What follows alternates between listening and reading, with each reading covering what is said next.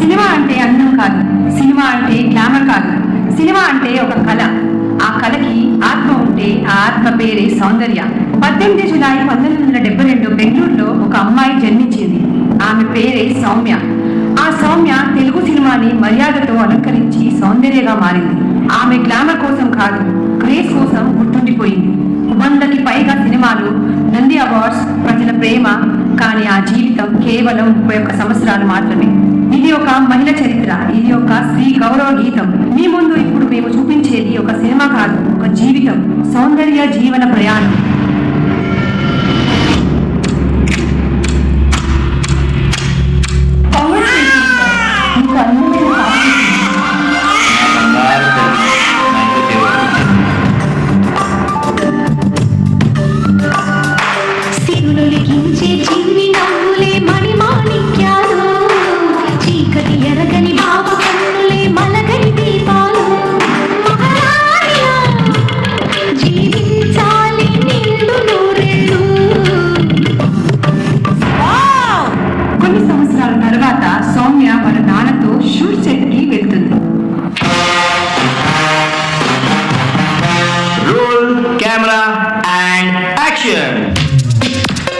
బంగారు కోడి పెట్ట వచ్చనండి.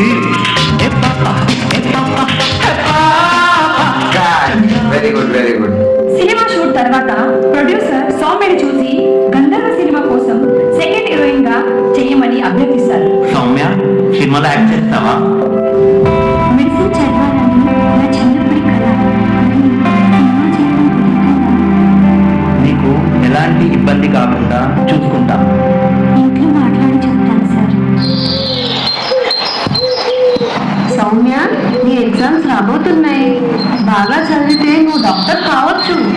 అమ్మా, డాక్టర్ అవ్వడం నా కలనే, కానీ స్టేజ్ మీద పర్ఫామ్ చేయడం కూడా నాకు సంతోషాన్ని కలిగిస్తుంది.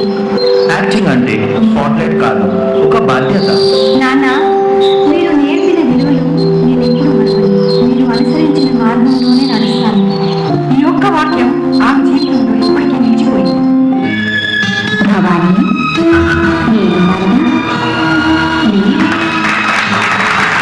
నీ పర్ఫార్మెన్స్ లో చాలా నిజాయితీ ఉందమ్మా. సౌమ్య అని పేరు మంచిదే, కానీ సినీ ప్రపంచానికి సౌందర్యాన్ని పేరు అనుగుణంగా ఉంటుంది. సౌందర్య, ఇది నా జీవితానికి కొంత ప్రారంభంగా ఉంది సార్. అలా సౌమ్య సౌందర్యగా మారింది. తెలుగు సినిమాలో తన ప్రయాణం మొదలైంది. తన సింప్లిసిటీ చూసి భక్తురాలుగా పర్ఫెక్ట్ క్యారెక్టర్ ఉంటుందని డైరెక్టర్ తనకి అమ్మోరు సినిమా కోసం సెలెక్ట్ చేశారు. తెలుగు సినిమాలో ప్రవేశించాక ప్రతి ఒక్క కుటుంబం కోరుకునే విధంగా కూతురుగా, ప్రేయసిగా, మంచి భార్యగా, కోడలుగా, అమ్మగా, అక్కగా ఇలా ఎన్నో భిన్నమైన పాత్రలు నటించి ఎన్నో అవార్డ్స్ గెలుచుకున్నారు. Now the Best Actress Award for film Amuru goes to Soundarya.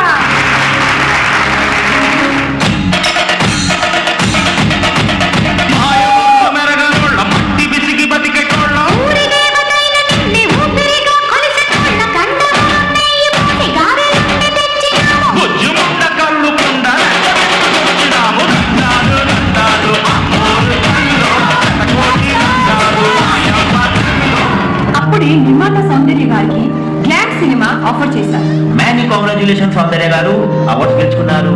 కొన్ని గ్లామర్ రోల్స్ ఉన్నాయి. బిగ్ బ్యానర్, మనీ చేస్తారా? మనీ కన్నా ఇంపార్టెంట్ నా ఇమేజ్ సార్. ఫ్యామిలీ ఆడియన్స్ నన్ను నమ్ముతున్నారు. నేను వాళ్ళ నమ్మకాన్ని ఎప్పటికీ తగ్గడానికి అవకాశం ఇవ్వను.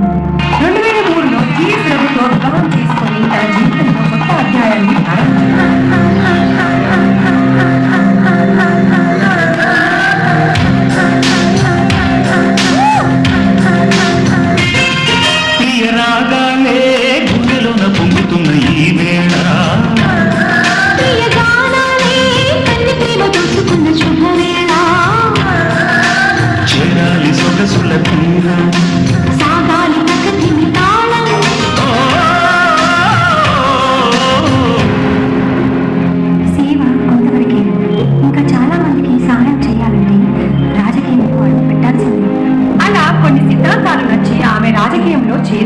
రాజకీయంలో అడుగుపెట్టిన తర్వాత 2004 ఎలక్షన్లో పలు రాజకీయ పార్టీలు ఎన్నికల ప్రచారానికి సౌందర్య గారిని పిలిచారు. 2004 ఏప్రిల్ 17 రోజున సౌందర్యతో పాటు తన సోదరుడు అమర్నాథ్